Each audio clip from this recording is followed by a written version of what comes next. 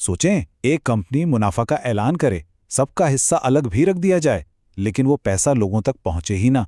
जी, ये कोई फर्जी कहानी नहीं है, ये इमेज पाकिस्तान लिमिटेड के बहुत से शेयर होल्डर्स की असर कहानी है। तो चलें देखते हैं कि आखिर ये सारा मामला है क्या।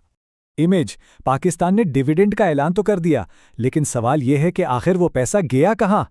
यही वो सवाल है जो बहुत से इन्वेस्टर्स को परेशान कर रहा है, और आज हम इसी की तह तक पहुंचने की कोशिश करेंगे। अच्छा, इस मसले को समझने के लिए ना सबसे पहले हमें एक बहुत आम बहाने को रास्ते से हटाना होगा। अक्सर कहा जाता है कि ये सिर्फ एक मामूली डेटा की गलती है, लेकिन जैसा कि हम देखेंगे ये मामला इतना सीधा है नहीं। देखें, आमतौर पर होता यह है कि जब ऐसा कोई मसला हो तो सारा इल्ज़ाम इन्वेस्टर पर डाल दिया जाता है। कहा जाता है कि भाई उनका आईबैन ही गलत होगा। लेकिन इस केस में कहानी बिल्कुल उलट है।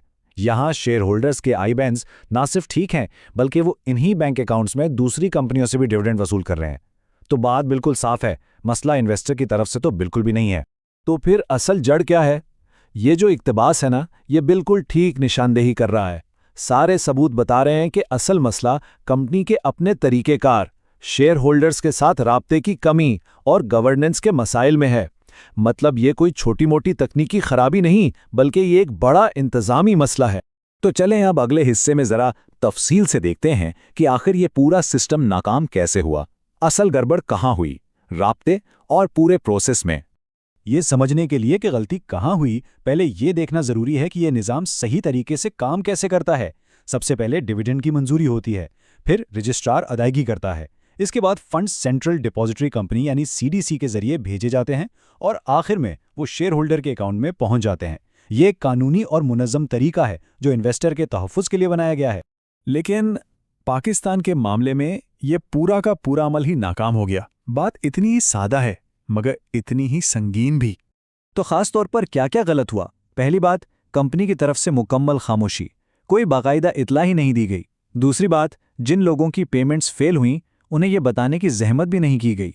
तीसरी और सबसे अहम बात, किसी को ये नहीं मालूम कि वो लाखों रुपए जो अदा नहीं हुए वो इस वक्त हैं कहाँ। और सबसे बढ़कर ये इन्वेस्टर्स के तहफ़्फ़ुज़ के जो कवानीन हैं उनकी खुली खिलाफ वर्जी लगती है। अब ये समझना बहुत ज़रूरी है कि ये मसला सिर्फ चंद इन्वेस्टर्स का नहीं है। इसके असरात बहुत गहरे हैं जो पूरे मार्केट सिस्टम पर पड़ सकते हैं। ये स्लाइड पूरी सूरत हाल को बहुत अच्छे से बयान करती है। देखें, शेयर होल्डर्स के लिए तो ये सीधा सीधा माली नुकसान है और साथ में इत्माद का खात्मा। खुद कंपनी के लिए इसकी साख्त को बहुत बड़ा खतरा है और रेगुलेटरी एक्शन का भी इम्कान है। और अगर बड़े पैमाने पर देखें तो ऐसे वाकयात पूरी मार्केट पर सरमायाकारों के एतमाद को कमज़ोर कर देते हैं। तो ये एक फ़र्द का नहीं बल्कि पूरे सिस्टम का मसला बन जाता है। तो अब सवाल यह है कि आगे क्या किया जाए। अच्छी खबर यह है कि इस मसले को हल करने का एक वाज़े और ऑफिशियल तरीका मौजूद है। इस सारे मामले में जो सबसे अहम शख्स है वो है कंपनी सेक्रेटरी। ये वो ऑफिशियल ऑफिसर होता है जिसकी जिम्मेदारी होती है कि वो कवानीन पर अमल दरामद करवाए, कॉर्पोरेट गवर्नेंस को देखे और सबसे अहम शेयर होल्डर्स के साथ राब्ता रखे। तो करना क्या है? हल बिल्कुल सीधा है। जो भी शेयर होल्डर इससे मुतासिर हुए हैं उन्हें चाहिए कि वो सीधा कंपनी सेक्रेटरी से राब्ता करें। उनका ईमेल एड्रेस दिया गया है, उनको एक फॉर्मल ईमेल करें और सिर्फ 3 चीज़ें पूछें। पहली, मेरे डिविडेंड का स्टेटस क्या है? दूसरी, जो पैसे अदा नहीं हुए वो इस वक्त कहाँ हैं? और तीसरी, ये मसला कब तक हल हो जाएगा, कोई टाइमलाइन तो बताएं। एक बात समझने की है, जब कंपनी डिविडेंड का ऐलान करती है और वो लोगों तक नहीं पहुंचता तो ये सिर्फ एक छोटी मोटी गलती नहीं होती, ये एतमाद का सवाल बन जाता है। अब देखना यह है कि क्या कंपनियां इस बुनियादी एतमाद को दोबारा कायम कर पाएंगी।